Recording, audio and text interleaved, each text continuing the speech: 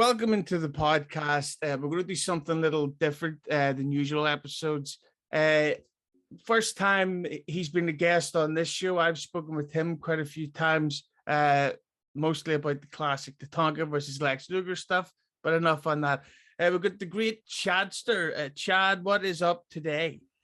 I just want to know, were you shocked at Tatanka's turn on Lex Luger at SummerSlam 94? Gotta know. You never seen it coming. That's the great thing. Never. One of the big accusations I get about this podcast is that I'm lazy and that I don't have, I don't put the effort in like I used to, and that I stockpile episodes and shit like that. But this is clearly a very Christmassy themed November-y episode. In Ireland, we start celebrating Christmas pretty early, like in early November. Some people celebrate it literally the minute after midnight of Halloween. So to prove that it's not a stockpiled pre-recorded episode in October, go into vast detail and tell us about what you did on Halloween night. Well, it was epic, just another one for the books. I mean, I can't say it was any different than any other one I've had over the last few years, but it was one I'll never forget. And tell us about all the big news stories that have happened from October 12th until October 31st. Yeah. I mean, people got canceled, people got offended. Superman's bisexual. But I think that's the high points, right? What happened on October 13th? Oh, gee. Well, I mean, there was a lot of stuff. There's too much to even recall one by one, but enough. But by the way, very happy to join you. Just thought I'd throw that in there. I forgot to jump over that point, but no, appreciate it, man. Always a pisser with you.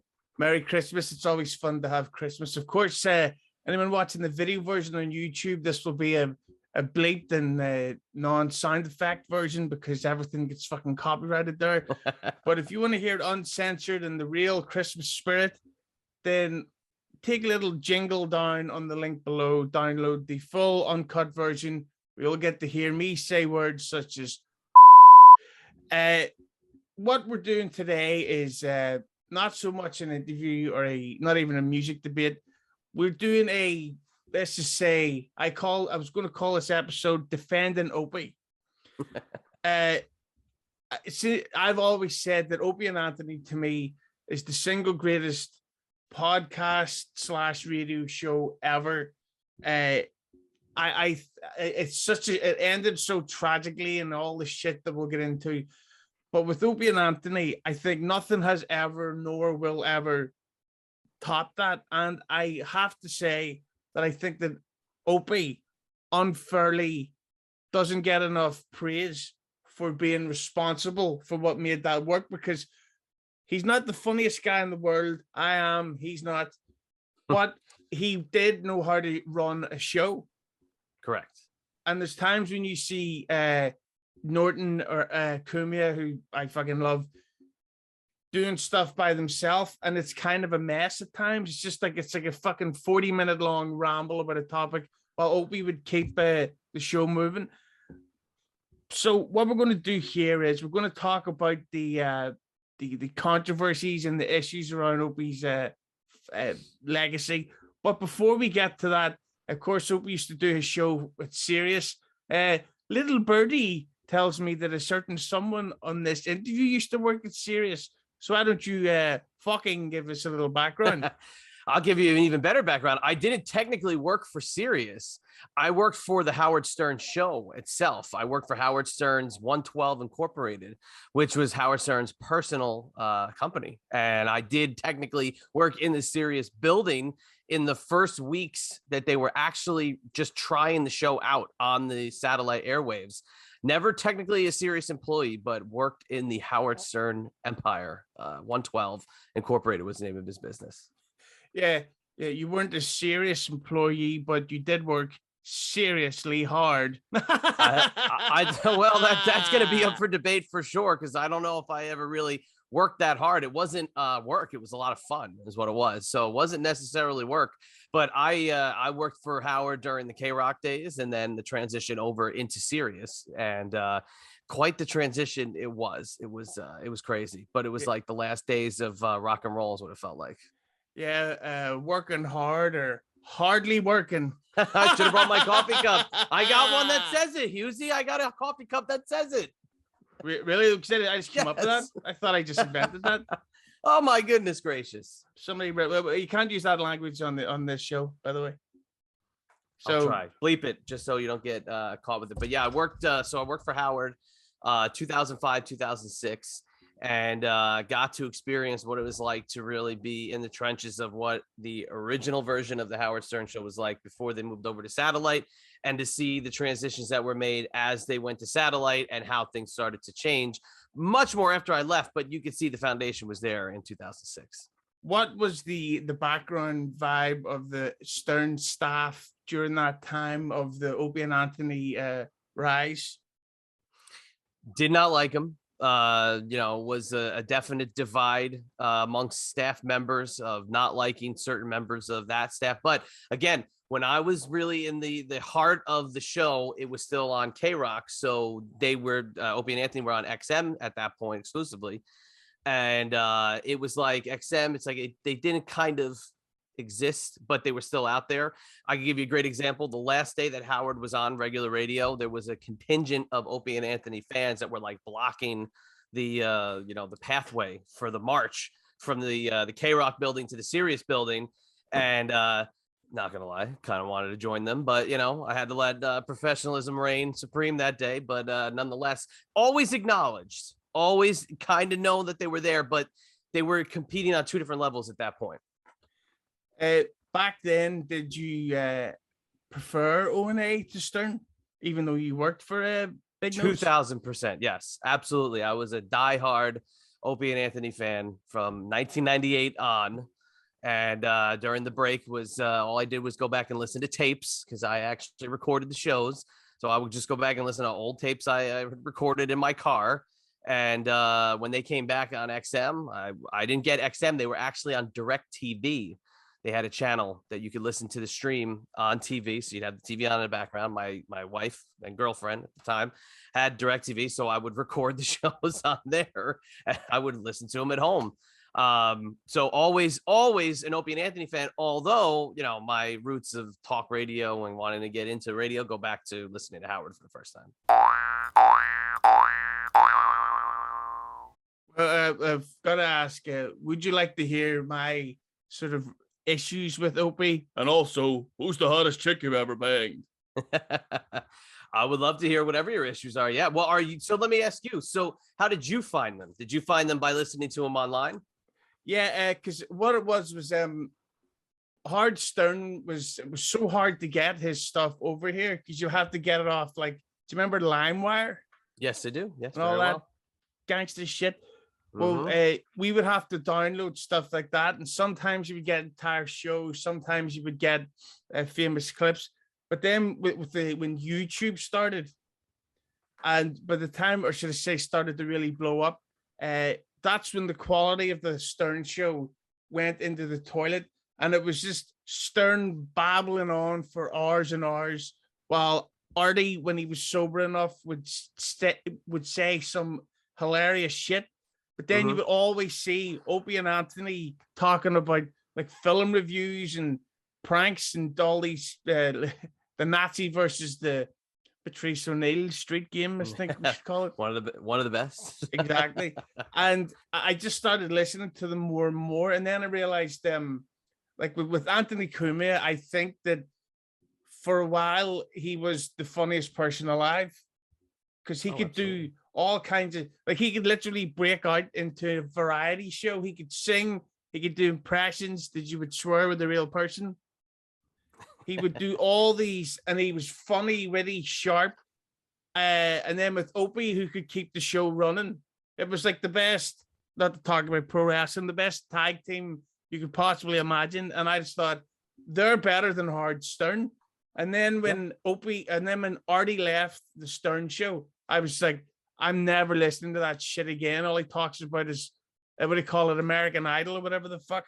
I'm O&A, I'm spread the virus. Yeah. Well, you got to go back to, when I first started listening to him in 98, it was a different kind of learning about the same things you did, because they had restrictions on regular radio. They were even more funny because they had to try so hard to get around all the stuff. So when we learned how funny Anthony was and we heard all these impressions you were doing, you'd be on the floor laughing. Like literally you couldn't drive. You'd have to pull over and listen to what they were talking about, because it was so different than any other radio show that does the same things, but they had a great chemistry.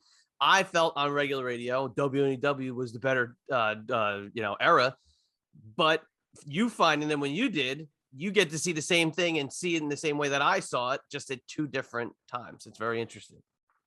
Yeah, but I definitely think though that we'll get to more of the drop off and quality and stuff in a minute, but I've got to tell you about the my issues with Opie. Please, I'd love to hear it. My intense feud. So, of course, as I'm sure you know, Chad has a whole bunch of podcasts and different genres, which we'll plug at the end. When I started this show, my whole thing was I'm going to try to interview everybody, like from any kind of background. I randomly tweeted Opie. This was back when I was still talking into the onboard mic there, man. I had no equipment. I didn't use fucking Skype, anything. It was a mess. I just randomly tweeted Opie, see if he would be up for it. He said yes. And I felt my dick move. Because I thought, holy shit, it's Opie. I'm one of my fucking heroes. I'd love to get to interview this guy. This was 2018. Okay. When this happened. It's 2021. And it still hasn't happened. And I've the poor guy, because he followed me on Twitter, so I was able to DM him. Right. I must have sent him fucking 200 DMs. Okay. At least, possibly 400, saying, "Are you available today? Or what about today? Could you do it today? I'm available now. Are you?" All this shit. And it went on to the point that he was doing one of his live streams, which we'll talk about that pretty soon. Please. And I asked him on the air about why he wouldn't, do an interview, and not just my podcast, like with other people. And he goes, all I want to talk about is Opie and Anthony stuff. That's boring. And it's like you don't want to talk about Opie and Anthony? They go, what do you want me to talk about? Your fucking hat? And the whole problem is like, that'll be like, if just say you got Paul McCartney on, from the Beatles. Have you heard of them? A couple times, yeah. The Beatles. Yeah. It's pretty obvious that if you get to interview him at some point, the Beatles are going to be spoken about. He's not going to be going, oh, I don't want anyone to just focus more on my solo work. They know what's coming. And the fact that Opie somehow thinks that he could do interviews or should be doing interviews, not talking about that, it's fucking insane, and it's stupid, and it's annoying, frankly, especially because when he does his live streams, all he does is talk about Opie and Anthony stuff. And so what's your take on him? The fact that, well, not that he didn't do my show, but the fact that he seems to refuse to do anyone's show at all. It's interesting because you could do an interview and not bring something up and go into it and say, hey, look, I don't want to talk about X, Y, and Z. And you go, okay. And you can get around the whole interview. And as they get comfortable, things start to come out. Hey, I remember, this reminds me of a time back when blah, blah, blah, blah, blah. A good interviewer can get around talking about things that the person doesn't want to talk about. You just see if there's a chemistry by the end of the interview, you're now talking about the topics that you wanted to, that they didn't want to even glance or go over. But I think he's doing it as a way to draw people more to his airwaves. So like you said, he doesn't want to talk about it, but then on the live streams, he does. Well, he opens the forum. He asks questions, and of course, people jump in, and that's what they want to hear about. I think going on somebody's show, he doesn't anticipate the interviewer, if he doesn't know you, because he does some interviews. You'll see him pop up on somebody's show, whether it was, didn't he do Stuttering John's podcast at one point? And he did Mike Calta at one point. Like, he did appearances, but I just think his thing is, I'm not going to go on somebody's airwaves that might not know me, might ask me the same questions we've heard a million times, and I don't want to do it. So he's putting himself at a level where he's not obtainable. He might be easy to get a hold of, but he's just not obtainable to get, to sit down in the chair. And we know that that's half the battle. And you know whose podcast he did do? The sort of in our mutual circles, and it drove me crazy. Not that I have any problems with them, because I was a guest on the show. He did the Super Ugly show on the Brand. Did he really? Yeah, and I couldn't fucking believe it, because I remember when they advertised it. What's the guy called? Rocky? Yeah, I've only heard of the show. I don't know who they are. Yeah, they said, today on the show, Opie Radio. And I was like, what the fuck? There's two Opies. Who's the second Opie? Yeah, that's what I would have thought. Yeah, and it was calling me surprised. Yeah, and it was Greg Hughes, and he was telling jokes and stories and having a laugh. And it's like, what the fuck? Like, I'm not a big deal, but I've got 10,000 subscribers on YouTube. I'll have you know. I've had Disco Inferno on thrice. Wow. Like, that's pretty good. Thank you. I just thought that I want fucking Opie on, and his whole avoidance of O&A questions, I think it's stupid, especially because I had a list of stuff planned, and I do want to talk to him about music and documentaries, but to be like, I don't want to talk Opie and Anthony. It's ridiculous. I think at the end of the day, everybody can be obtainable. I think, you play the waiting game long enough, you end up getting what you want. You might be in an extended period of time. But again, he maybe just feels he doesn't need to. Maybe he feels that he doesn't have to reach that audience. He likes the audience that he's performing to and that he's podcasting to, and he doesn't really care for anybody else on the outside. And I think it's a comfort level. Now, with the Super Ugly show, guys, do they do O&A themed shows? It's the kind of thing, if you run 6 Opie and Anthony episodes in a row out and you get people talking about it for a couple months in a row, maybe he comes on to defend some of the points being made. I just program your show for you. There you go. Speaking of programming the show, that brings me to the next point, is that one of the big praises that I should say, or sort of positives, one of the big positives I should say, I will edit out no flubs, is that that's good. Opie was, while he was not the funniest guy in the world, he was not the greatest and all that stuff, he was a very good interviewer, and he did keep that show running. Yes. But in the eyes of many critics and stuff, Opie fucked up many opportunities, to the point that Chip Chipperson, the character that Jim Norton plays, was what Opie didn't know was a parody of Opie, and they were doing it to his face, only he didn't know this. He thought it was just some goofy character. So as a producer and someone who runs many shows, what was your take on the fact that Opie would pretty much get shit for running the show? People don't get, somebody's got to be the boss. Somebody's got to be the big boy in the room, and somebody's got to kind of throw their weight around. Anthony has said many, many times he didn't want that spot. He didn't want to do that. And Opie, being who he is and who he was and the career he had up to that point, had to be the driver. You need it if you're in a group, and I've done podcasts as part of a group. You have to have one person in one role and the other person serving another role. If the one person doesn't want to do X, Y, and Z, the other person has to kind of fill in the gaps. Who was going to step up among that crew to kind of be the leader, to go to bat at management, to talk about contracts? Who was it going to be? Anthony didn't want to do it. He didn't want to upset the apple cart. Jimmy was lucky to be there. So when they would do those the characters, to me, and we'll get into it more, that was the worst part for me. I hated those characters. All the ones that Opie says he didn't like, I didn't like either. And I'll even go back further. I was never a huge fan of Norton originally joining the show, because I thought it interrupted what the two of them had in the riffing aspect. They were able to open up the paper, read a story, and do 2 hours on it, and you would be dying laughing the whole time. Whether or not it was just Anthony's jokes, Opie still was the driver. And I know they always kind of would make fun of that he would break up the flow and go to a phone call. That was his job.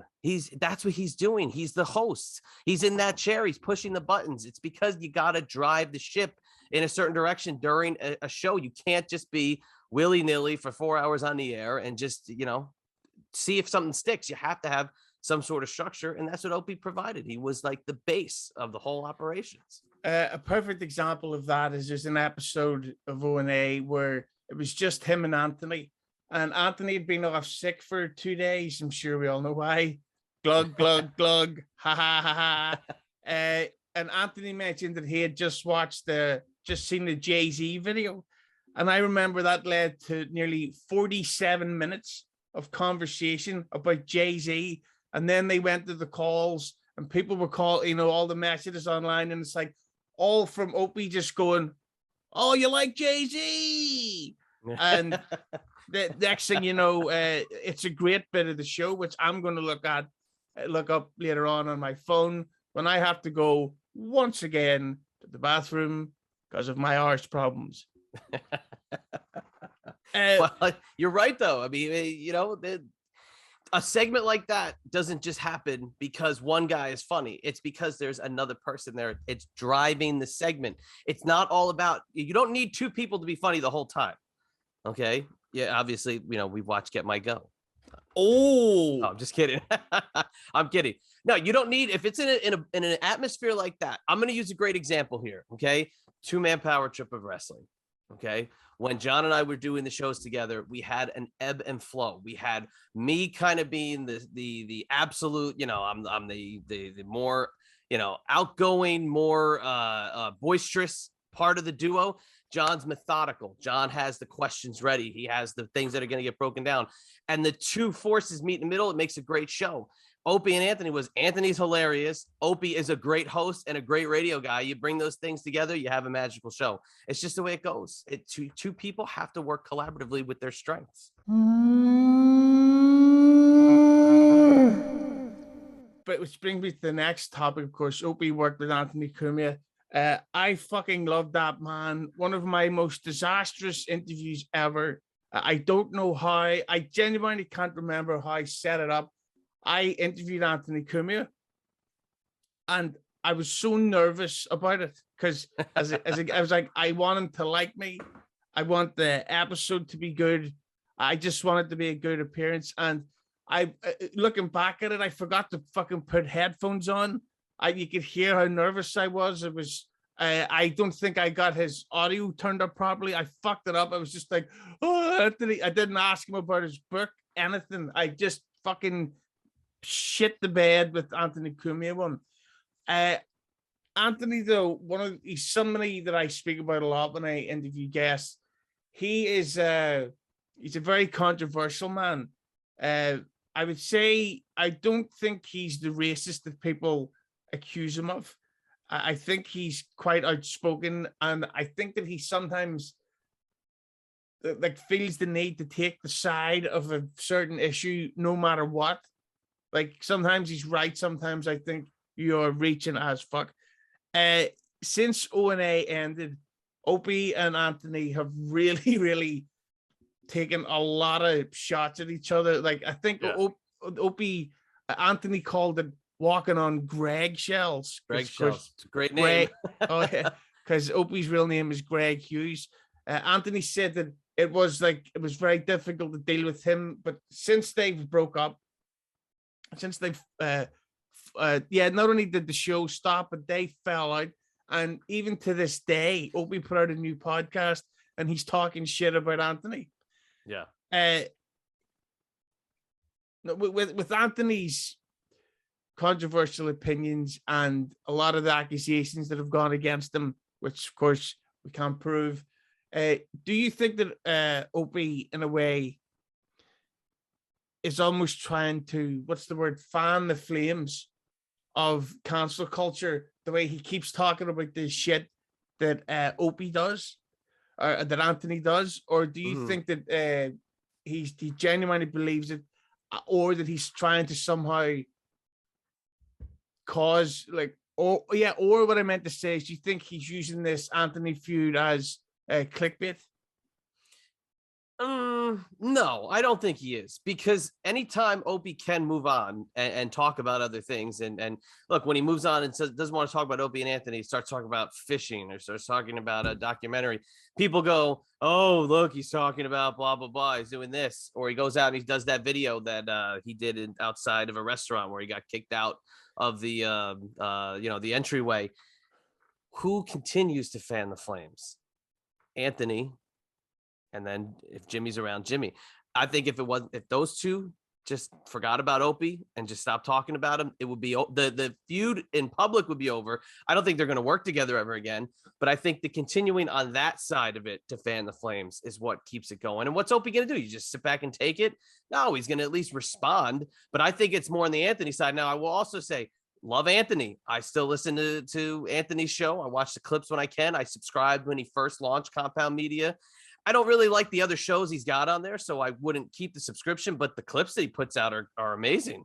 And I still support Anthony, but I think once they continue to rip on Opie, he has to defend himself, and they continue it. And they're a little bit more, they're a little bit more harsh than Opie is back to them. Just leave him alone. If you leave it alone, it'll just, it'll kind of just dissipate.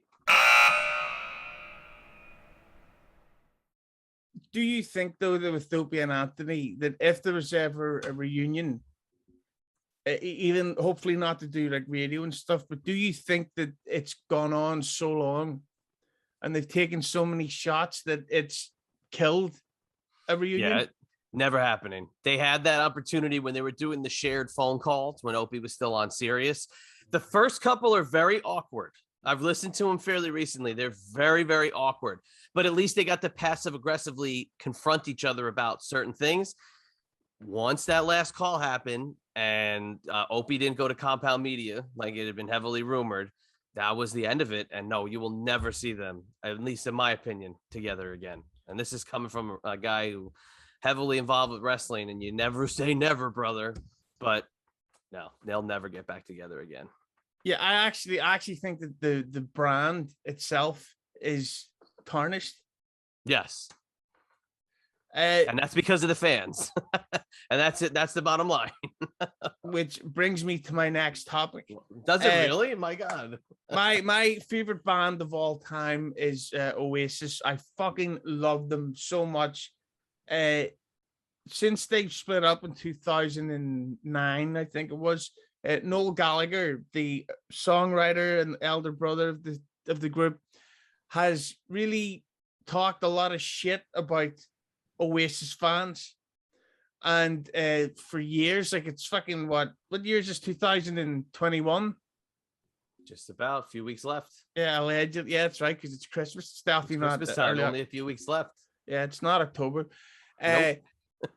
Noel Gallagher has talked so much shit about Oasis fans that it's pretty much caused a backlash to the fact that Noel Gallagher is, while he's still very rich, if he announces a tour, it doesn't really sell well, because it's like, well, why should we fucking give you our money if you're just going to talk shit about us in interviews?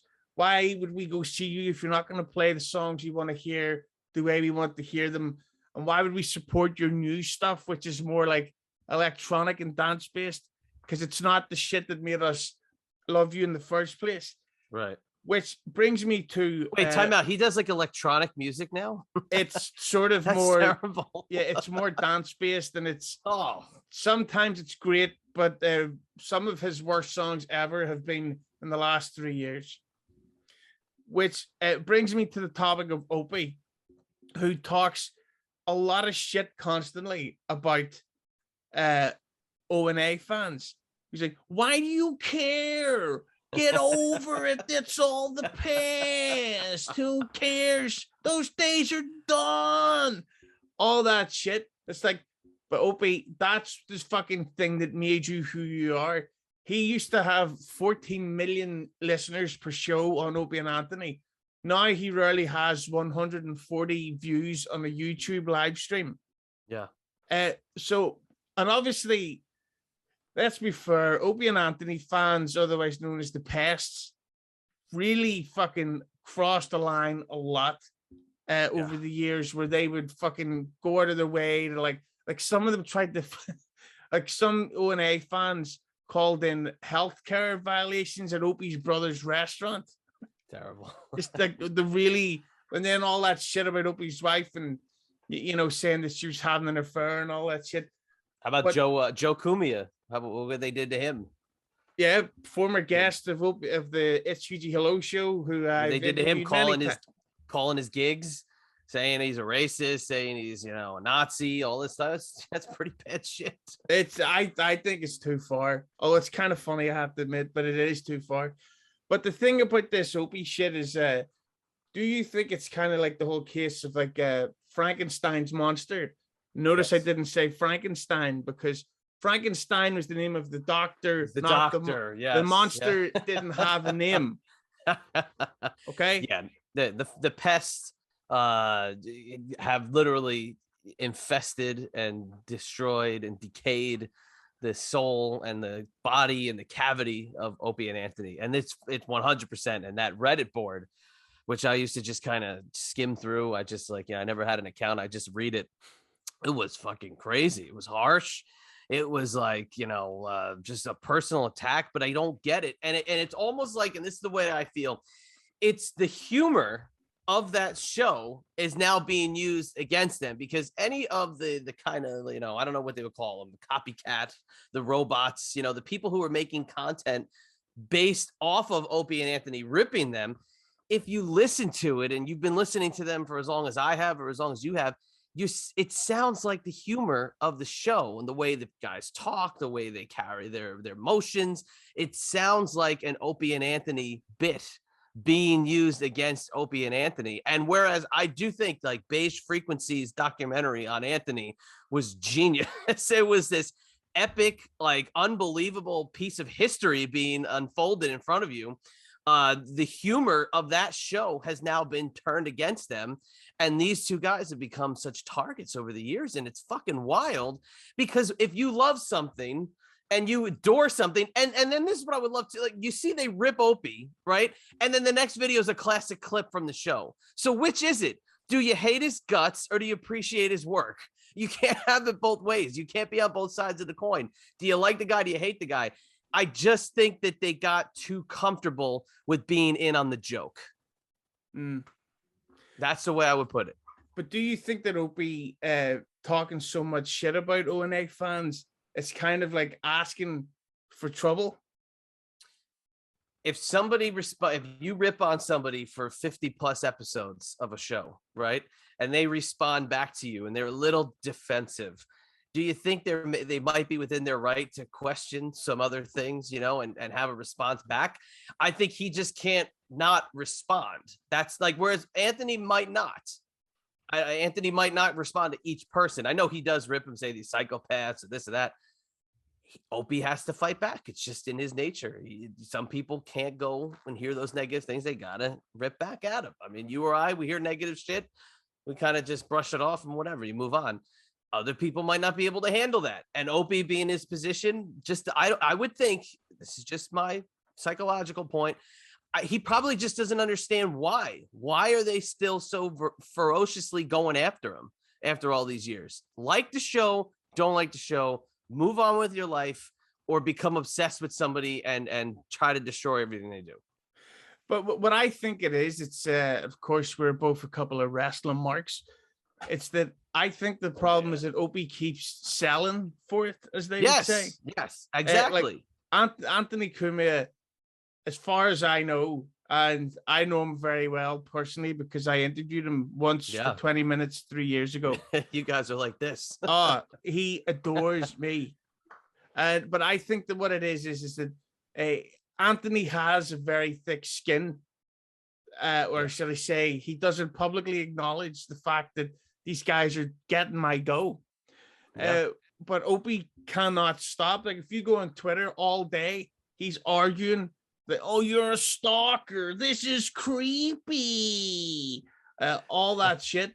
I just think that you either mute them or you let them on. Just don't let them get your go on YouTube.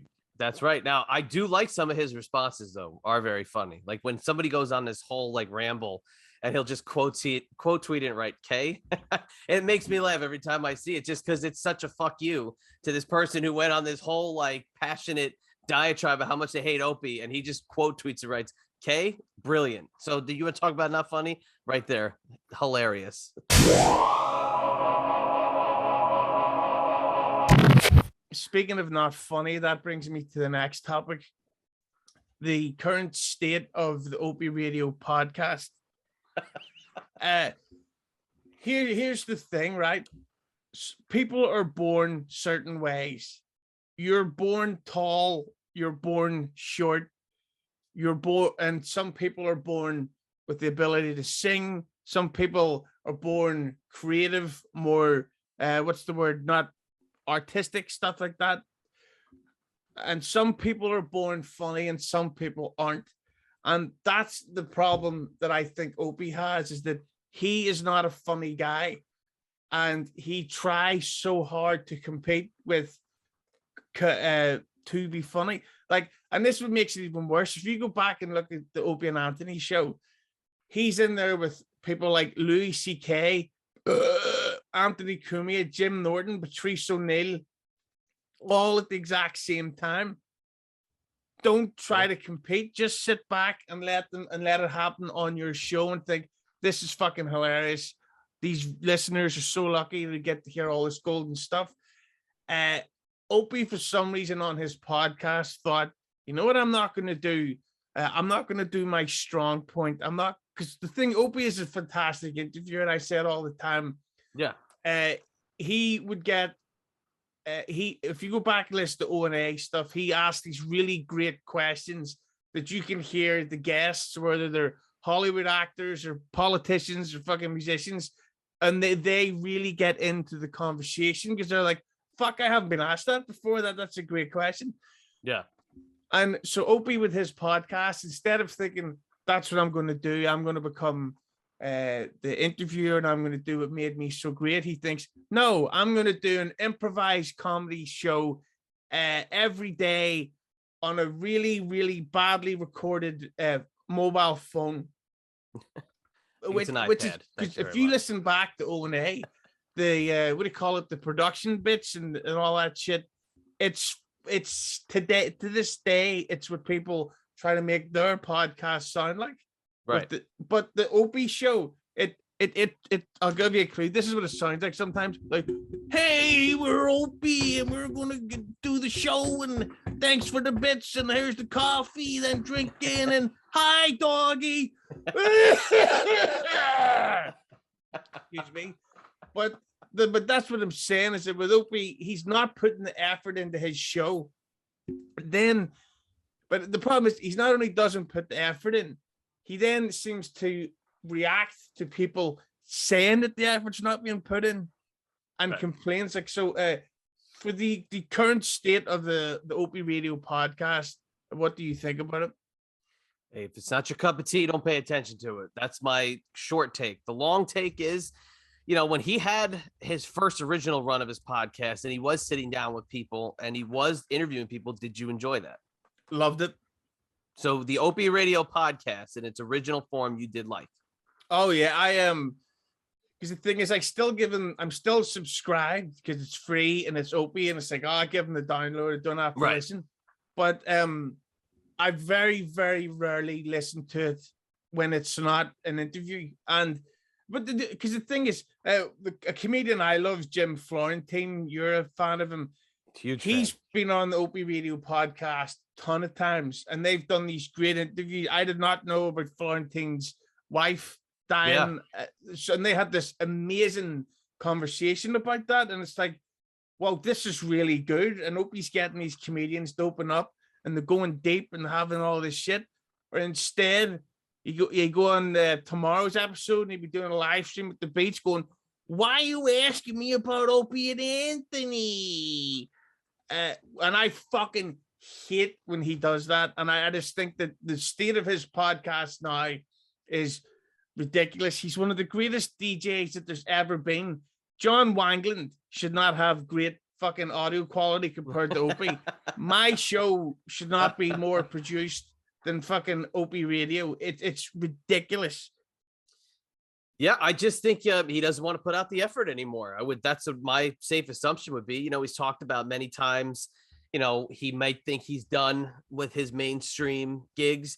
He did say less than a year ago, maybe he's got one more run left in him where he could go back to a station.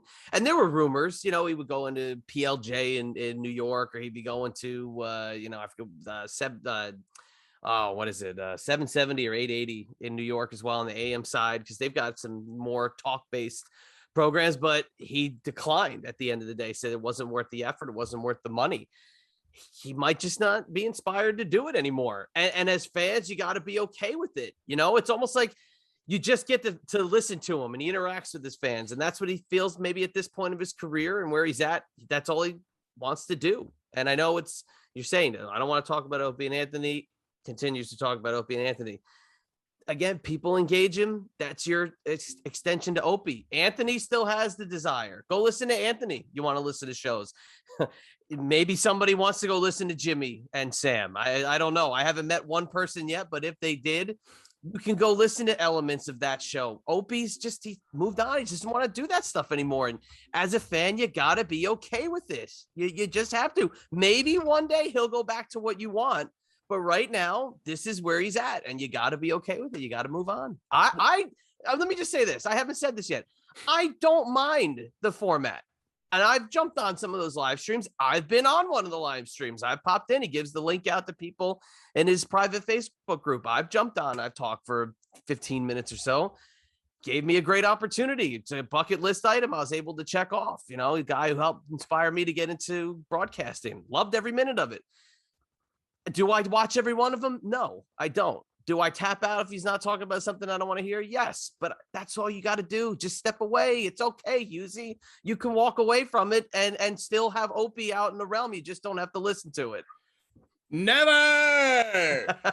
But the thing about Opie that I meant to say about the live streams really gets my go on YouTube is that he gets pissed off getting asked about O&A stuff, and it's well, what else are we going to ask you about? Because for as far as I know, to be fair, he's very rich, so he can do what the fuck he wants, but he doesn't live a type of activity-based lifestyle. He's just being as I'm sure is the dream, a very rich parent. But we can't ask him. It's like, so how was the drive to school? Because we don't give a fuck. We're like, what about Louis C.K.? Did Anthony ever? What about that chick that fucking Jim Norton fucked on the air? Does that not technically count as? But whatever happened to Mimi Beardsley? What these are questions that I'd love to have. Listen, again, do you think somebody who's been doing this since he's 18 years old and knows what people want to hear about, do you think maybe he is fucking with people? Honestly, no. You don't think so? See, I think he might in a certain aspect. I think he might be fucking with you just to say, like, hey, listen, this is what you want to talk. I don't want to talk about it. I don't want to talk about Opie and Anthony. So people go, oh, he doesn't want to talk about Opie and Anthony. Oh my God, he doesn't want to talk about it. Proceeds to then talk about it for an hour. He's just fucking with people. That's my take. But do you think that he's actually, you know what? I'll save that this question until the end.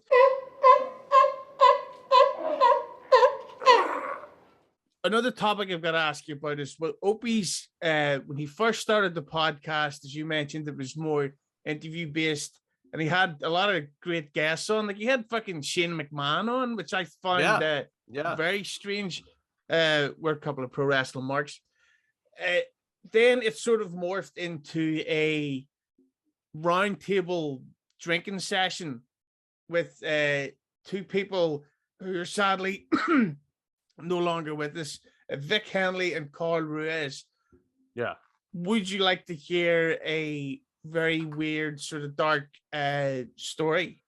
Of course I would. Of course, I was fans of Carl Ruiz and Vic Henley. I interviewed Vic Henley. Okay. Over Skype.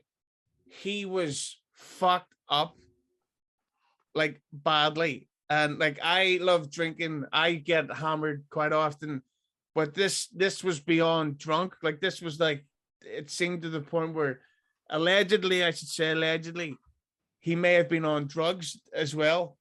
Because Okay. it honestly seemed like part of his face wasn't moving. And he was kind of incomprehensible. And I deleted the episode because I had to Did you really? Yeah, I had to cut it short because it's like this is a fucking disaster. He can't answer the questions. He's not staying consciousness. Then Vic Henley died 6 days later. Wow. Okay. Damn. Look at your timing. Another and this is the God's honest truth. I spoke to Carl Ruiz about setting up an interview. I liked him. I was a fan. He died about 2 weeks after that. So they get in contact with you and they're just like, yeah, it's time to end it all. Wow, that's haunting. That's crazy. It's the curse of the Hughes. But I've got to ask you, do you think that with them two dying and the chances of that happening, like when you think about it for Opie, that he'd done the O&A crew, they all seemed to turn their back on him. Then he did that, they kept it on the radio where he had that Sherrod Small guy, and that was okay. The Opie Radio show. He had although I will say, he had an incredibly awkward / interesting interview with Phil Collins. Yes, that was pretty good. No, so it had its moments. Opie Radio, the 3 o'clock version.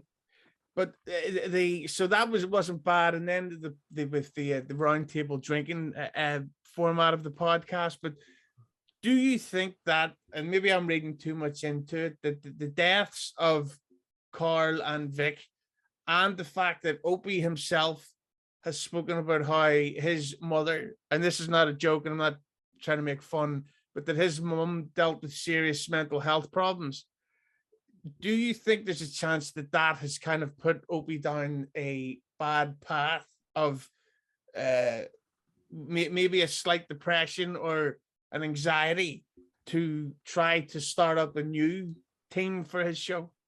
Perhaps, because the Opie and Anthony universe and the guys around the show all turned on him, from everybody up and down the chain, to then establishing a good rapport with multiple guys, and then evolving that past the podcast, like you said, the roundtable thing.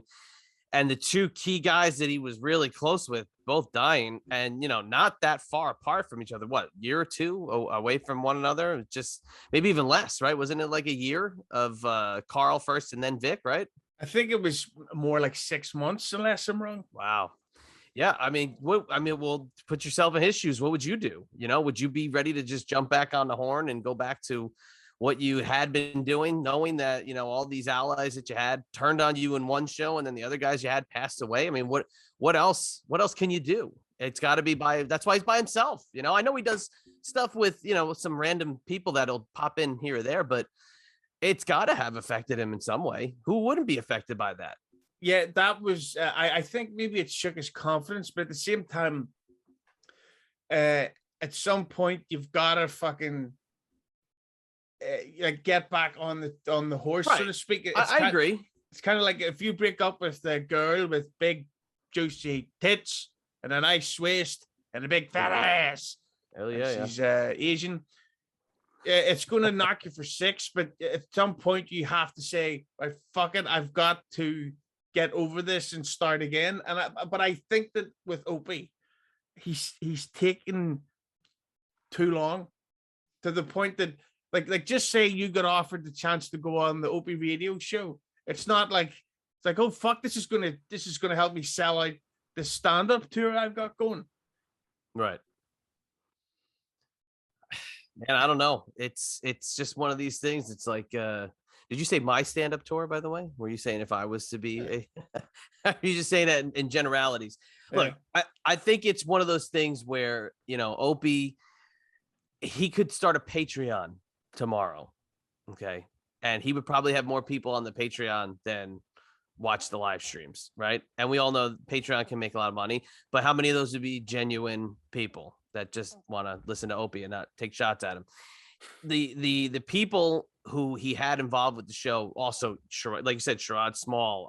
Who was the other guy? The quirky, funny guy. Oh God, always depressed. I just can't remember his name. Oh, you know what I'm talking about? David Tell. No. It was a younger guy. He was very funny. If he was able to have just picked up right away after those guys died and still continued with Sherrod and the other dude, I just can't remember his name. My apologies. Maybe it would have continued, man. I just don't know. It's quite the tragic thing that this guy's gone through. And then to say his mom, now we don't know the extent of what it's like, but he's clearly, it's clearly affected him in some capacity. His dad died tragically. Everybody he worked with turned on him. I mean, it sucks. What would you do? Put yourself in his shoes. I'll say it again. I would do interviews with averagely funny people from Ireland. That's a good point. Again, I would love to, and possibly have already reached out to the Opster and, pitched whenever he's ready to come back. I would love to be involved in some capacity with his return. Not saying I did or did not with current access I have to said Opster, but I just would love that last return. I would love, like he said, to just go out one more time, make it happen, and then ride off into the sunset, and see if it works. But to be honest with you, though, with Sherrod and Vic and Carl and unnamed guy who I can't remember, I didn't love that. I wasn't tuning in every week. I wasn't a big fan of Carl. I didn't think Carl was very funny, and I thought that it was the same thing every time he was on the air, and I thought it was repetitive. And I thought he took a little bit too much airtime, and I wasn't a big fan. Now, Vic Henley, I loved. I thought Vic Henley was great, but no, I wasn't a big fan of Carl. I'm not saying he's happy. I'm happy he's dead. I just wasn't a fan of him on the air. Well, I'm just glad that the Opie and Bubba the Love Sponge show stopped immediately. That was a terrible idea. Yes, thank God. Bubba's terrible. Yeah, he is a. As we get to the last topic, wait, can I cut you off? When I worked for Howard, okay, and they were putting together, the Howard 100 and Howard 101 stations, Bubba was not in the original running to be a part of that crew, and they used to send so much shit to the office. Every week they'd be sending the posters and the DVDs of the bar appearances and all the Bubba t-shirts and catchphrases and all that shit. And it used to get put into a bin called Glom that would just be given away to people as they walk by. So you're in the fucking hallway of K-Rock and there's a bin sitting outside the door. You look down and you go, Bubba the Love Sponge. You can't even get Bubba the Love Sponge in New York. Oh, I got his t-shirt now. And you walk on. That's how much Bubba was not in the mix originally. Just want to throw that out there. Yeah, I'm not a fan. He sucks. He's one of those people that he was always shit. He seemed like a horrible person. And I'm glad Opie stayed the fuck away from him. Agreed.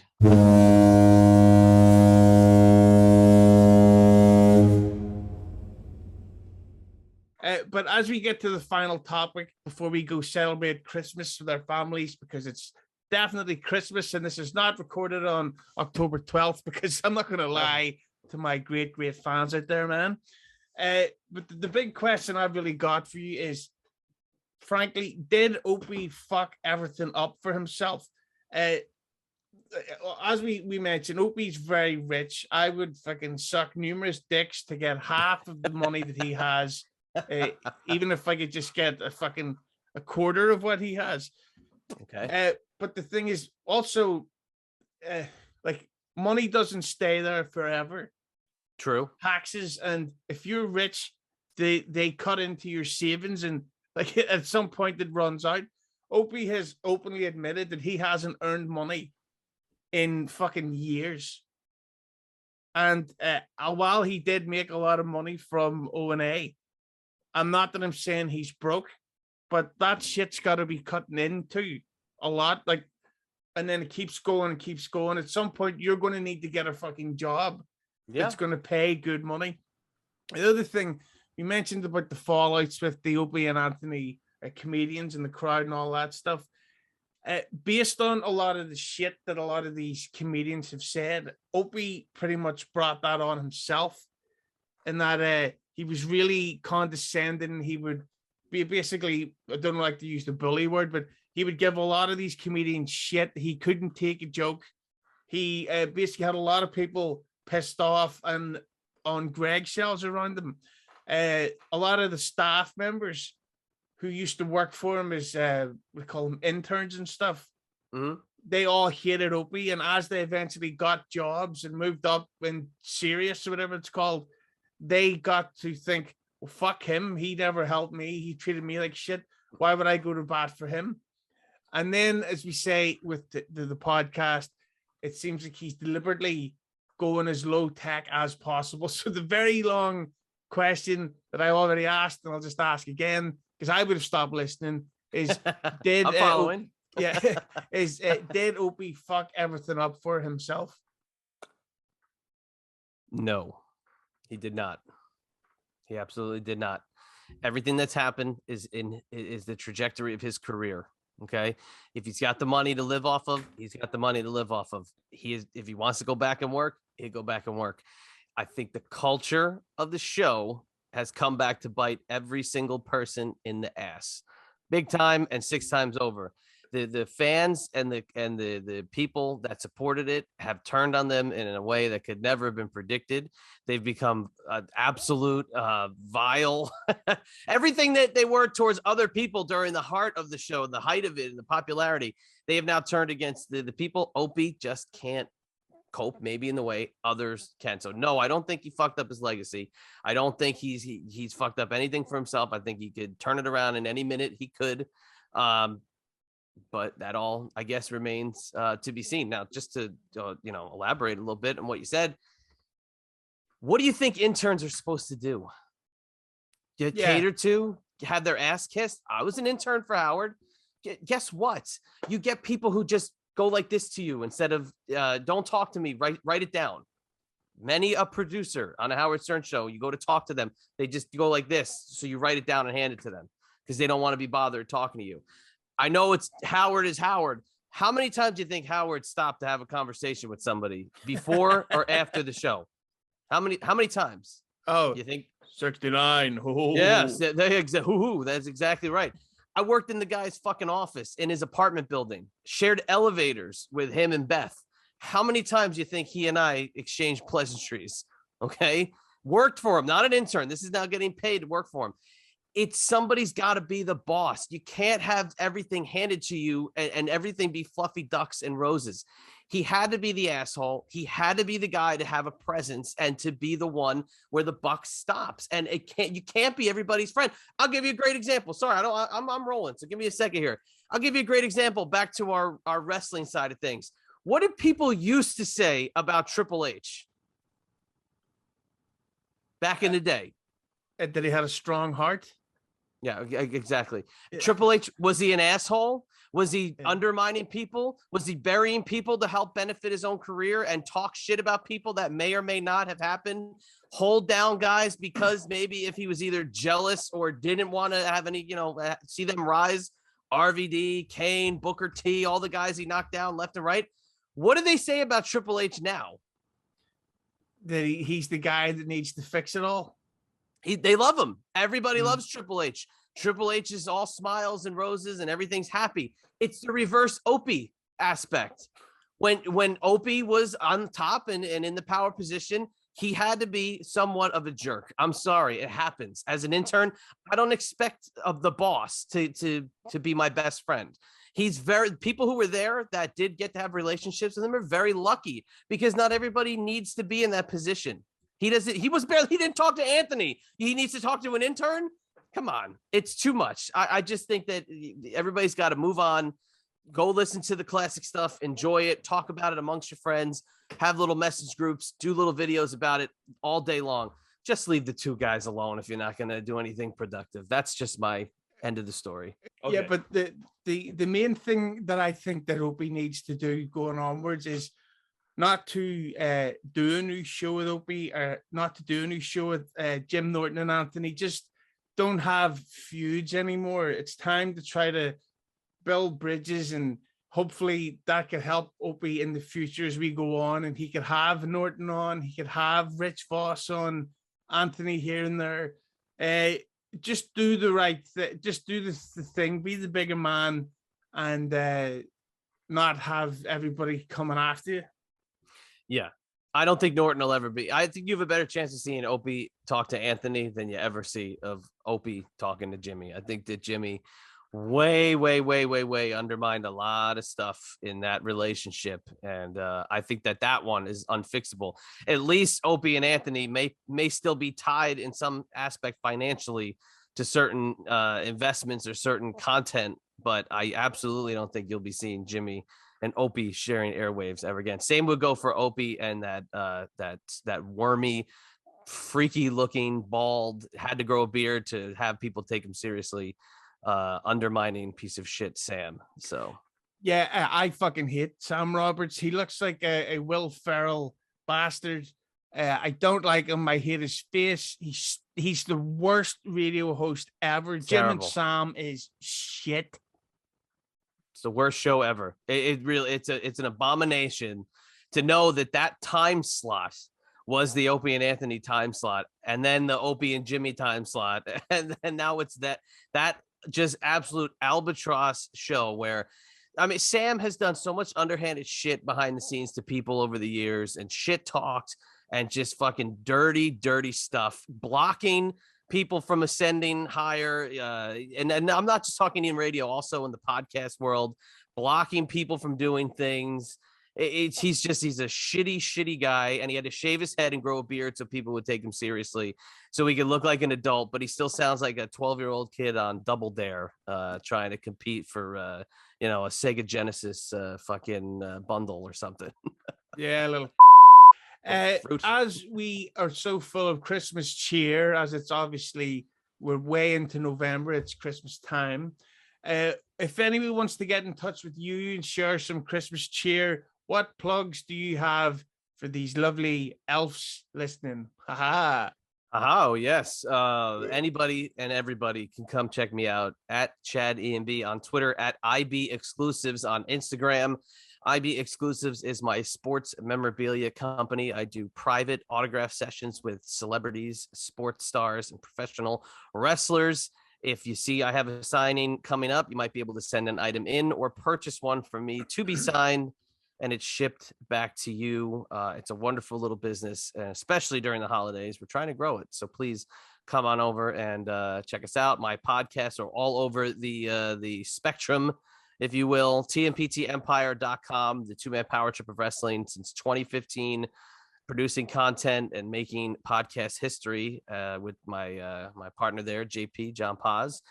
We have a show on the Russo brand, the Triple Threat podcast with the franchise Shane Douglas. I also do a show with the Queen of Extreme, Francine, called Eyes Up Here. You know Francine, right? You know, you're a big fan of hers. 4 shows a week on Patreon with Francine, making history as well over there. So come check us out. Appreciate the time. Also, if you want to ever check me out on Get My Go, many of the great good episodes of Get My Go feature the Chadster. Yes, Get My Go is back. Should I say Get My Ho Ho Ho? Haha, because it's Christmas. Chad, thank you much for coming on. This one, it's weird that it's taken so long for me to have you on this glorious show. And hopefully we will record again later in the year before the new year, because it's Christmas time. Absolutely. We got about, 3 weeks left? We'll get it done, right? Exactly. Take care, brush your hair. That's right. My hand's getting caught from the green screen. I usually hold it to 3 fingers. So. Thank you, my friend. I appreciate it.